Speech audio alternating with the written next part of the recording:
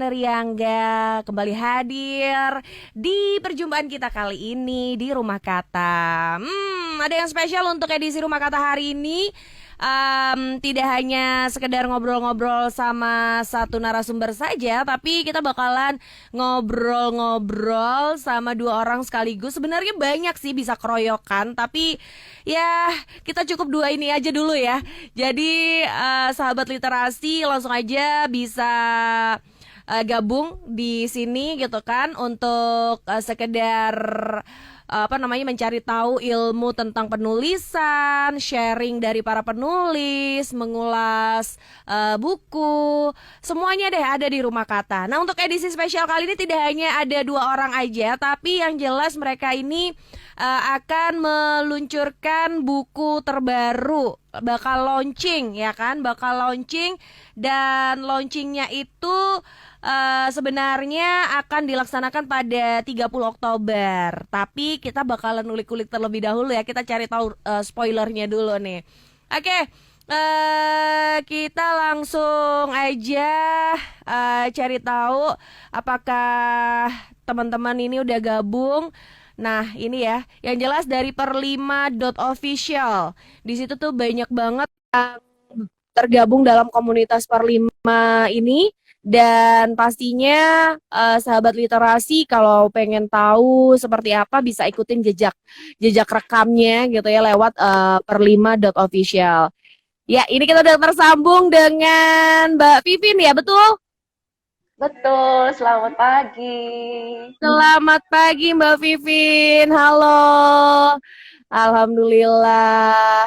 Mbak Vivin, gimana kabarnya? Ya, sehat senantiasa.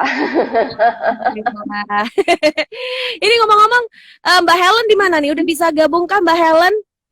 Iya, sambil coba kita colek-colek. Colek-colek. Oh ya, jadi Colek-colek. dicolek kayak ini apa zaman dulu kecil sabun colek. Mungkin bisa nanti cerita dari sabun colek. Oke. Jadi ini teman-teman dari Perlima ini ya sahabat literasi ini bakalan meluncurkan buku mereka yaitu berjudul COVID Bungkusan Boyband dan Menunggu Kabar Baik. Kalau dari judul yang panjang ini sepertinya ini masih berkaitan dengan COVID-19, masih berkaitan dengan kehidupan sosial dalam masyarakat, kehidupan rumah tangga atau apapun ini nanti makanya kita bakalan cari tahu detailnya seperti apa. COVID bungkusan boyband dan menunggu kabar baik. Menunggu kabar baik apa sih? Nah, oke. Jadi langsung aja nih. Kita nanti akan ngobrol-ngobrol sama Mbak Vivin dan juga bakalan ngobrol-ngobrol sama Mbak Helen dari Perlima. Oke. Mbak Vivin, boleh dong cerita dulu sambil nunggu Mbak Helen gabung. Boleh diceritain awalnya Perlima ini bagaimana? Komunitas Perlima ini bisa ada ini gimana Mbak? Iya, jadi penggagasnya kan Kak Winda Bojonegoro. Kita manggilnya semua ini kakak-kakak ini. Kak Winda Bojonegoro, iya. Beliau kan penulis sekaligus udah punya penerbitan buku Media Publisher. Tapi ingin lebih menggiatkan kegiatan literasi terutama untuk perempuan-perempuan, maka dibikinlah Perempuan Penulis Padma, Perlima gitu. Kita berdiri baru aja sih memang. Gitu. Baru ya? Sejak baru tahun 30 Maret. Oh, 30 Maret tahun ini ya? Tahun ini, cuman rangkaian kegiatannya udah langsung kita persiapkan sepanjang untuk program 1 tahun ke depan gitu. Wow.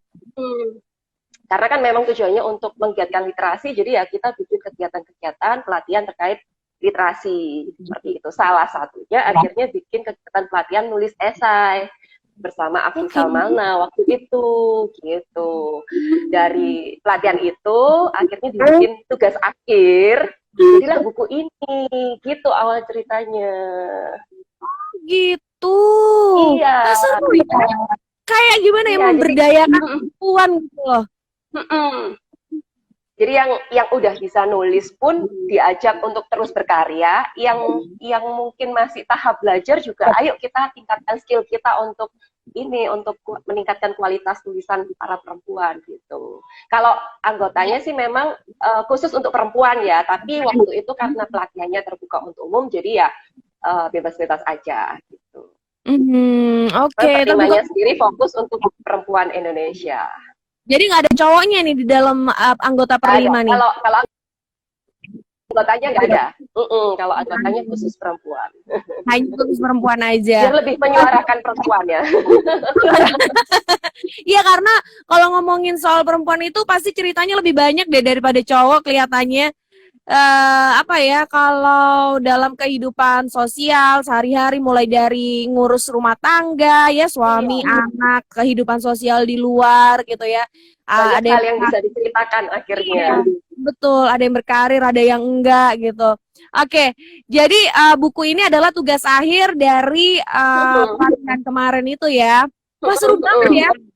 Nah, jadi setelah pelatihan, ayo siapa yang mau coba nulis? Waktu itu dilemparkan 3 tema, makanya jadinya agak panjang terus agak campur gitu ya. Karena memang kita kasih tiga tema waktu itu.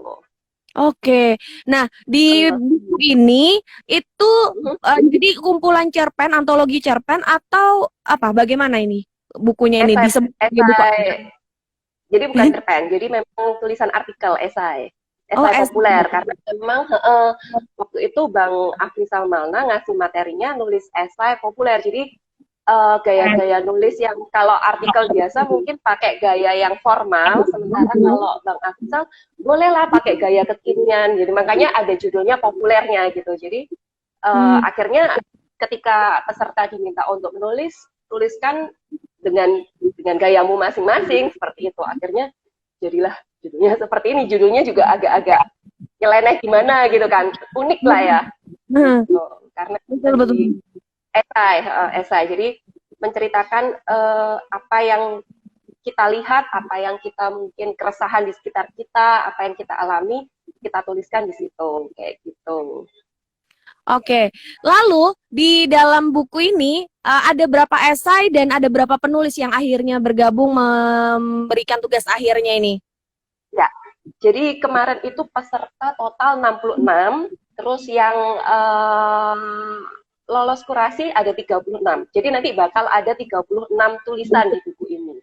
Ada 36 tulisan. Total ya. Berapa halaman?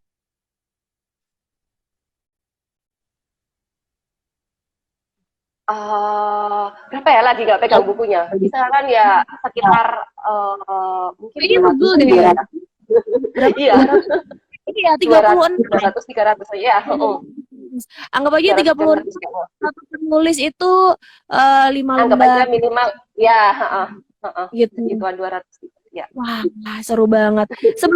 Sebelum kita lebih fokus ke bukunya nih, Ana pengen tahu nih, Mbak Vivin, untuk apa? Panggil Kak aja ya. Kan ini manggilnya semua pada kakak. Perlima ini slogannya manggil teman-temannya kakak semua. Biar nggak kelihatan tua mudanya. Jadi untuk apa namanya? Untuk bisa bergabung di Perlima ini itu gimana? Maksudnya kalau apakah harus ada proses audisi, eliminasi dan lain-lain? Jadi minimal harus punya satu karya di buku ataupun media cetak gitu. Kalau yang di buku harus yang buku ber-ISBN. Tapi nggak harus buku solo. Jadi kalau misalnya kayak ini kan nulis keroyokan juga kan. Nah, itu udah dihitung lah bisa menjadi syarat untuk masuk ke Perlima.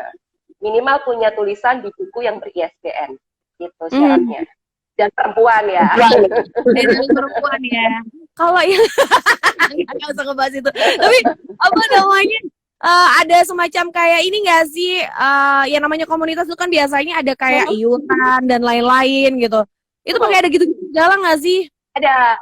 Jadi ada iuran pertama untuk join gitu.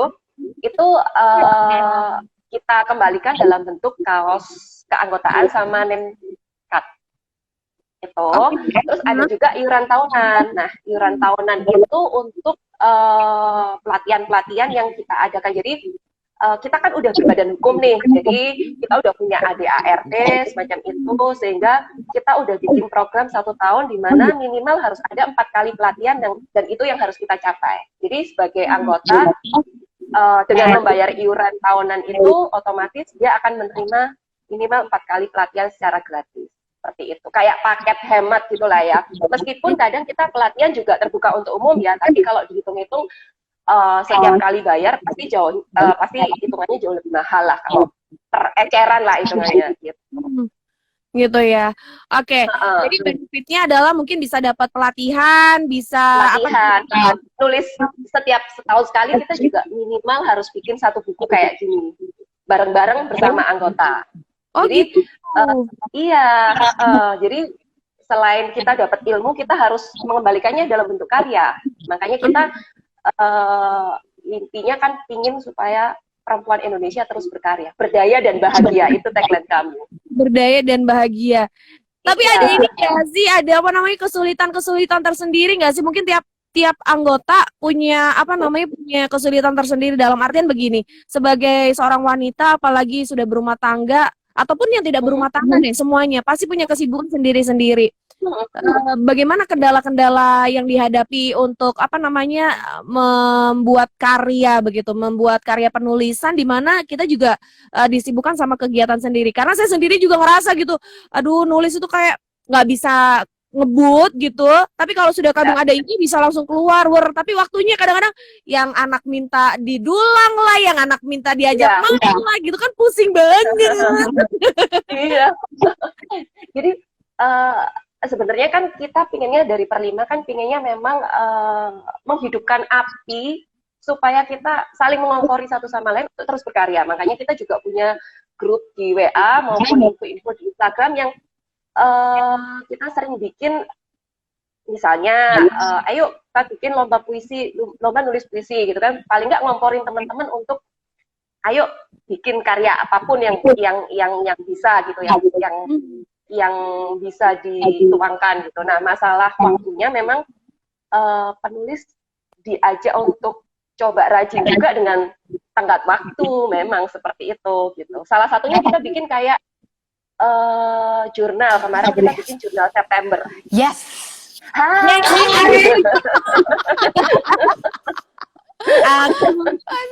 Akhirnya kanan tengok kiri lihat handphone.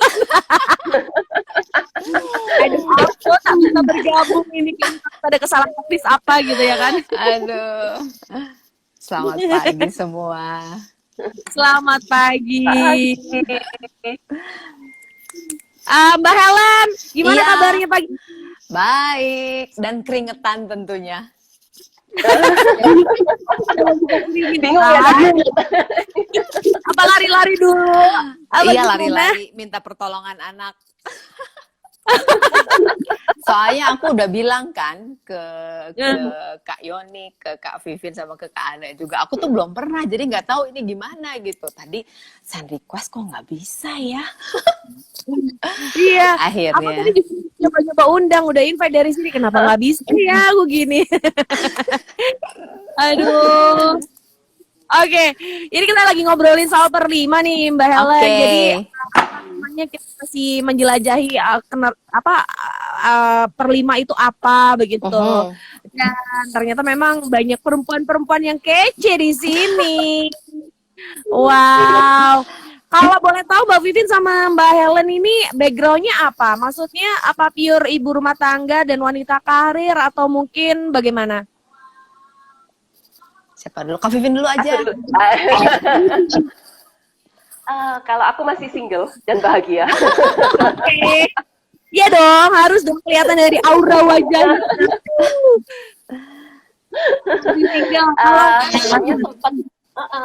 Sebelumnya sempat kantoran sih, jadi wanita kantoran gitu, tapi emang udah nulis udah sejak lama, cuman genrenya tulis perjalanan dari traveling gitu. Oke. Join sama Perlima, join Empat Media, belajar banyak lah tentang nulis gitu. Jadi gitu. kalau sekarang sih full untuk nulis sih.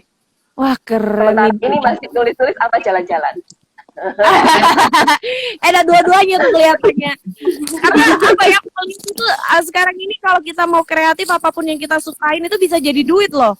Jadi kayak jadi kalau aku lihat di konten-konten media sosial seperti TikTok misalnya gitu ya, suka fotografi, jalan-jalan, foto-fotonya bagus, banyak diapresiasi dengan baik gitu ya.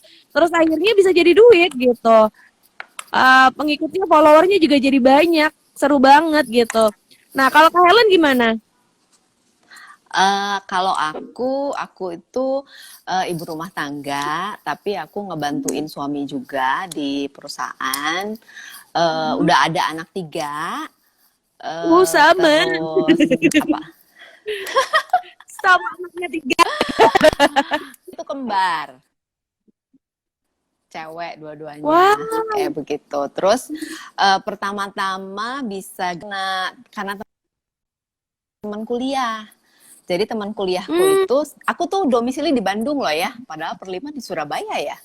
Nah, jadi temanku itu kayaknya udah duluan di Perlima, terus satu waktu dia share bahwa ada workshop itu, penulisan itu yang tanggal 26 Juni. Nah, aku join di situ gitu. Nah, awalnya sih memang aku tuh seneng nulis gitu, tapi hanya untuk pribadi aja gitu. Nah, ternyata wah dapat banyak hal waktu pas pelatihan itu. Sampai akhirnya dapat PR, kita suruh nulis esai. Nulis esai lah, terus udah gitu, ternyata kepilih jadi buku, begitu kira-kira ceritanya. ya, keren banget nih alur ceritanya nih. Oke, baik, kita masuk ke bukunya nih ya. Jadi Kak Helen, Kak Vivin, untuk untuk acara ini Rumah Kata bisa dilihat juga di Keluarga Angkasa itu di podcast. Oke, nanti kita bakalan kasih giveaway nih nanti ceritanya juga. Tapi nanti ketika tayang di YouTube ya, di RRI Surabaya. Oke deh, untuk bukunya sendiri, COVID, judulnya panjang bener. Ini apakah mewakili dari isi esai yang ada di dalamnya? COVID, aku harus baca dulu nih. COVID, bungkusan boy band dan menunggu kabar baik. Bungkusan apa, boy band apa gitu ya. Kabar baik ini gimana nih bisa jadi ada judul sepanjang ini nih ceritanya? Nah, kalau isinya tentu harus baca bukunya dulu, beli dulu deh. Oh iya dong, kita tanggal 30 Oktober nanti ya Kak? Iya, kita launching tanggal 30 bulan ini. Kalau masalah judulnya yang pilih Bang Afrizal. Jadi kan jadi dari tulisan teman-teman waktu itu dikasih 3 tema. Jadi temanya yang pertama remeh-temeh di sekitar kita, terus gara-gara pandemi, sama perempuan era digital. 3 tema itu kan. Terus dikurasi, dibaca sama Bang Afrizal, terus akhirnya Bang Afrizal yang milihin judul ini, terus kayaknya unik deh, udah dia dipakai gitu. Jadi pengajarnya sendiri nih yang milihin. Oke. Ya. Bang Afrizal itu ya memang ya. Memang benar-benar bikin orang jadi harus ngelihat dulu. Judulnya panjang. Iya, aku salah nyebutin lagi gitu kan. Oke, tapi kalau yang ditulis sama Kak Vivin, Kak Helen itu lebih mungkin nggak, ya bolehlah dikasih bocoran dikit tentang apa sih gitu. Kak Helen dulu deh, gantian. Jadi kalau dari aku sih gini, singkatnya gini, aku tuh kan ibu rumah tangga, terus tapi udah gitu ada ngurus kantoran juga gitu. Nah ini kita sebagai cewek-cewek itu kan biasanya kita sibuk gitu ya, dari kita bangun pagi sampai akhirnya menutup mata gitu. Nah terus aku tuh pengen belajar coba menikmati hidup sehari-hari sebetulnya. Jadi nggak usah harus pelesir kemana atau makan mewah atau gimana, tapi daily life gitu, kehidupan kita sehari-hari, apa sih yang kita bisa nikmati, apa yang bisa kita syukuri. Nah awalnya sih itu gitu. Jadi dalam keseharianku tuh aku selalu berusaha ngelihat kejadian-kejadian itu gitu. Jadi singkat ceritanya waktu itu tuh hari itu tuh lagi hektik banget. Antara ngurus rumah, ngurus kantor, terus udah gitu perjalanan bla bla bla segala macam. Dan aku tuh mendapatkan senyuman gitu, senyuman sederhana dari seseorang yang mengatur jalanan gitu. Dan ternyata hal itu tuh bisa aku nikmati sebagai satu berkat dalam hari itu gitu. Singkatnya sih gitu. Kalau penasaran, silakan baca bukunya. Ya. Kita sambil promosi aku ya Kak Ellen ya. Aku pikirnya nih senyumannya kayak senyumannya Pak Sojun atau kayak senyumannya V. Satu bagaimana nih? Sampai Akhirnya penasaran kan. Aku pikir apakah senyumannya bermakna implisit atau senyumannya memang benar-benar menawan karena orangnya wajahnya punya Aura karisma. tersendiri ya. Nah, penasaran kan siapa yang memberikanku senyuman? Baca Nah, bukunya. Nah, kalau Kak Vivin gimana kalau Kak Vivin? Waktu itu aku ngambilnya tema yang remeh-temeh lah, remeh-temeh di sekitar kita gitu kan. Terus akhirnya mikir apa ya? Akhirnya nulis tentang dolanan bocah. Dolanan bocah. Dolanan bocah. Jadi sering kan kita sekarang ngelihat entah di kafe, di mana, di kampung gitu udah jarang anak-anak melakukan permainan tradisional. Kebanyakan megang gadget kan.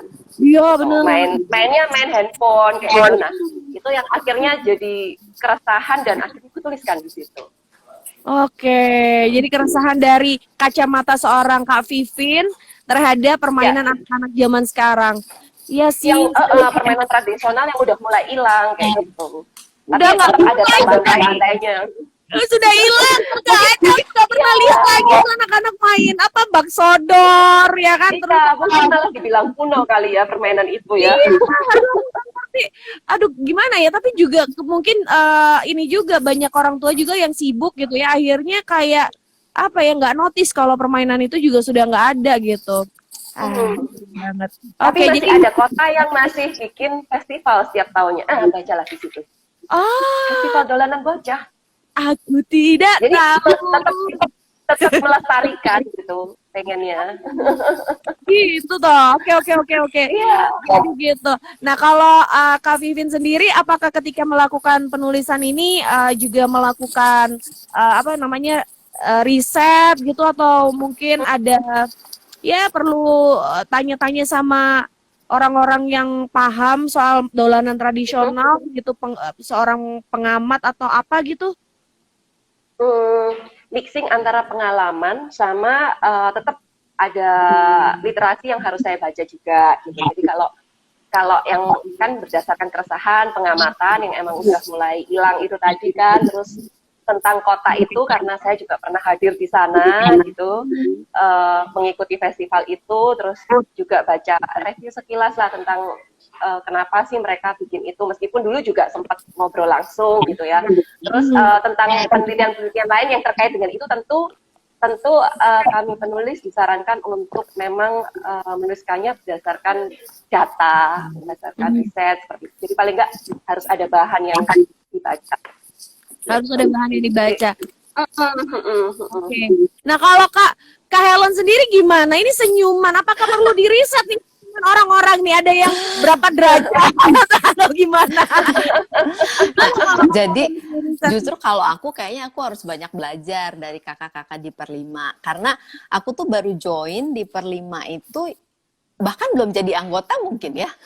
Karena kan salah satu syaratnya adalah harus ada buku. Nah, jadi buat aku tuh ini semuanya pengalaman baru gitu.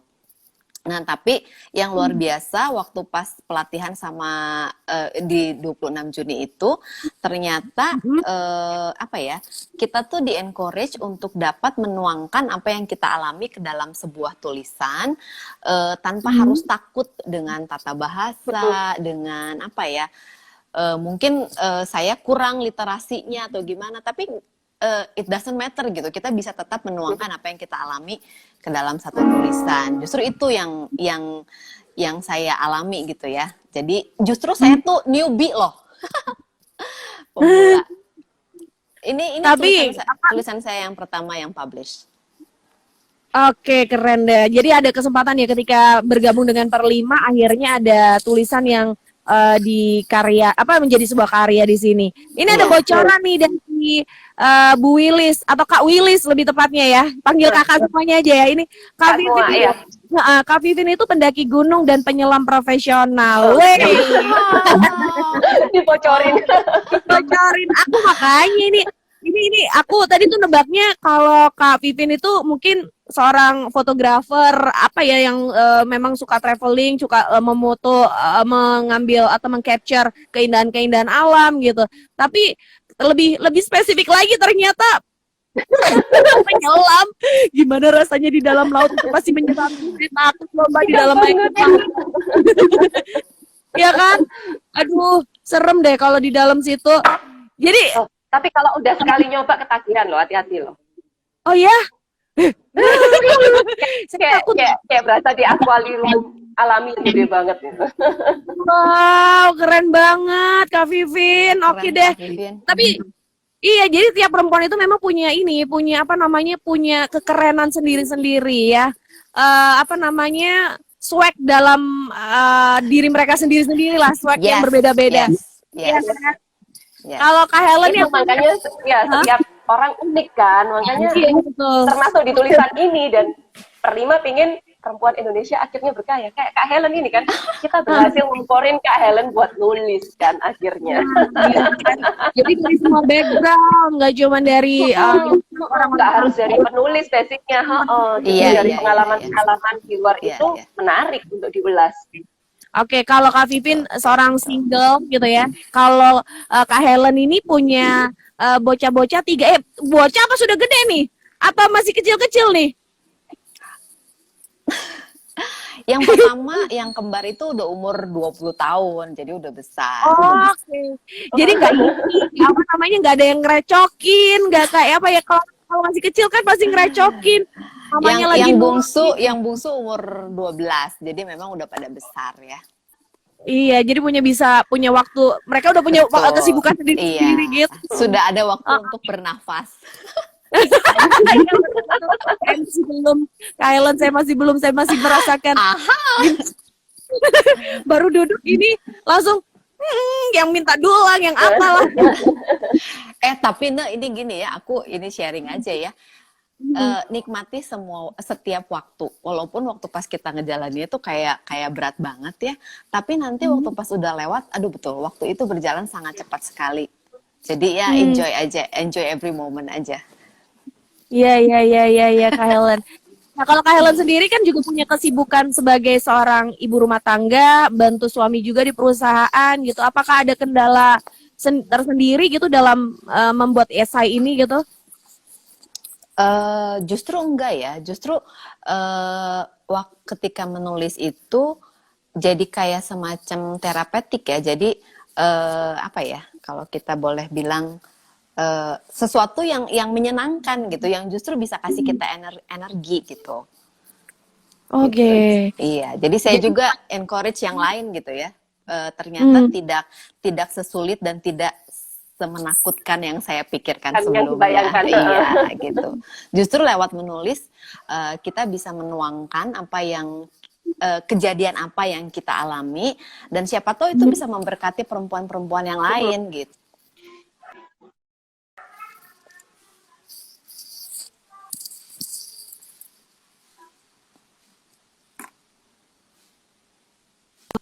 Nanti juga orang yang memang underestimate gitu kan, dengan tulisan gitu, menjadi seorang penulis. Ya, setidaknya nulis bukan untuk mencari duit ya, tapi paling tidak menulis adalah untuk memberikan pelajaran atau mungkin pengalaman, sharing pengalaman untuk yang lainnya juga. Gitu. Apalagi ini bentuknya kan juga esai populer. Anda juga baru dengar nih esai populer gitu kan. Jadi lebih kepada pengalaman yang benar-benar dialamin, dan juga tentunya dengan fakta-fakta dan data-data yang ada gitu ya. Iya. Dan boleh dituliskan itu tadi kayak Kak Helen bilang, kita nggak usah tergantung dengan aturan-aturan yang mungkin bikin penulis awal itu akhirnya stres kan, harus ngikutin banyak aturan kayak gitu kan. Losin aja apa yang ada dalam diri, terus gaya bahasanya terserah aja. Bang Afisal waktu itu mengarahkannya seperti itu untuk ya akhirnya untuk memforis orang-orang supaya ayo nulis gitu, terserah dengan gaya kalian masing-masing. Iya. Itu. Terbentur sama masalah kayak poebi gitu nggak? Maksudnya struktur kalimatnya, titik koma, huruf besar dan lain-lain begitu nggak? Apakah juga sampai itu nggak? Biasanya sih yang penting ide dasarnya. Kalau kita nulis itu ide dasarnya apa. Kemudian kalau masalah gaya bahasa tadi kan mungkin banyak gaya bahasa baru yang sekarang sering guys atau geng gitu-gitu, itu losin aja nulis seperti itu gitu. Cuman kalau misalnya penulisan tentang kata depan atau kata awalan sambung itu tetap nanti ada bagian editornya sendiri yang akan merapikan, tetap ada, akan dibantu oleh editor sebelum buku tersebut terbit untuk poeminya gitu. Kalau saya belum hitung tuh. Cuma ini memang bisa variasi lah, maksudnya selain SMA ini boleh kan ada tawar. menyusun kalimat per kalimat, kata per katanya itu. Kalau aku kan karena pertama aku bersyukur itu tuh penulisannya populer ya, jadi bukan ilmiah atau gimana gitu ya. Jadi yang tadi Kak Vivien udah sharing gitu, jadi aku lebih bebas menuangkan gaya bahasa aku, gaya bahasa sehari-hari, gaya bahasa mak-mak gitulah ya.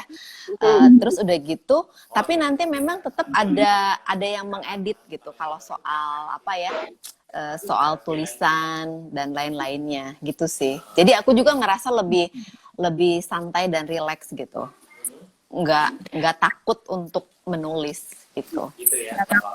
Yes, keren.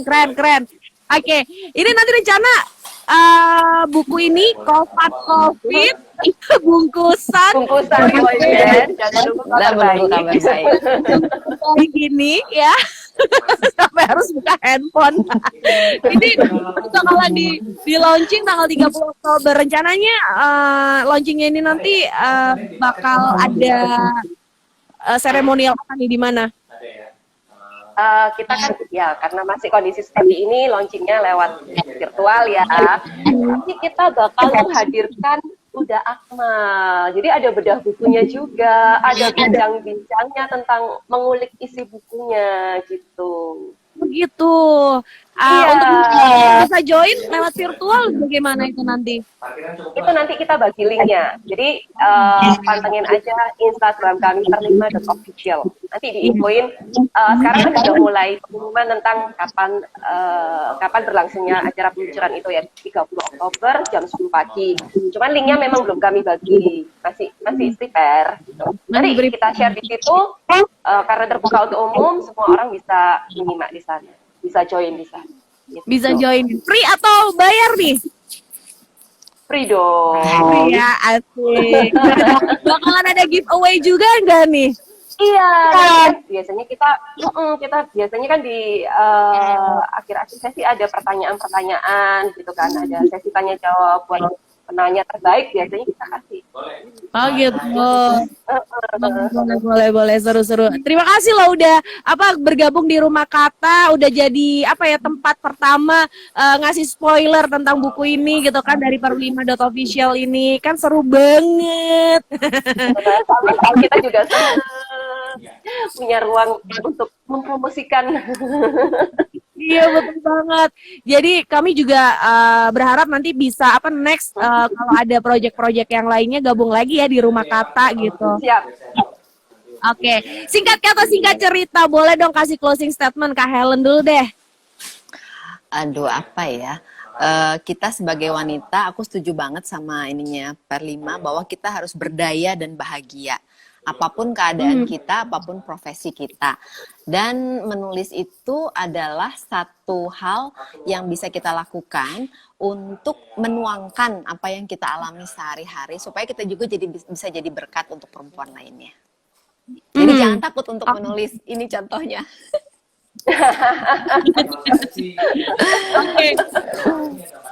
Kalau dari Kak Vivin? Sama nih, tagline-nya udah diambil di tagline-nya per5 nih.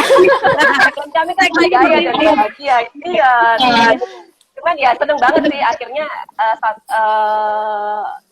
kita menuang hasil gitu kan ya. Oh, ternyata ada yang kita berhasil ngomporin gitu kan. Jadi ya, kita berusaha mengajak perempuan-perempuan Indonesia untuk berdaya dan bahagia. Jangan takut untuk menulis, teruslah berkarya biar tetap bahagia. Kalian berdua bahagia? Bahagia. Perlima banget ya pokoknya ini. Ya udah gitu. Sahabat literasi, ya, buat sahabat literasi yang seorang perempuan begitu ya, dan memang punya sebuah karya, boleh bergabung, pantengin terus Instagramnya perlima.official. Jadi sahabat literasi punya kesempatan di situ untuk berdaya dan bahagia, dan pastinya bisa punya banyak kenalan juga ya kan. Jadi makin makin luas lah wawasannya, apalagi ada pelatihan-pelatihan juga. Oke, senang sekali Kak Vivin, Kak Helen sudah bergabung di Rumah Kata untuk edisi hari ini. Sukses buat kalian berdua, sukses juga buat bukunya. Thank you. Deh. Pengen gabung. Terima kasih juga buat sharing waktunya bersama Rumah Kata di RRI Surabaya. Terima kasih juga.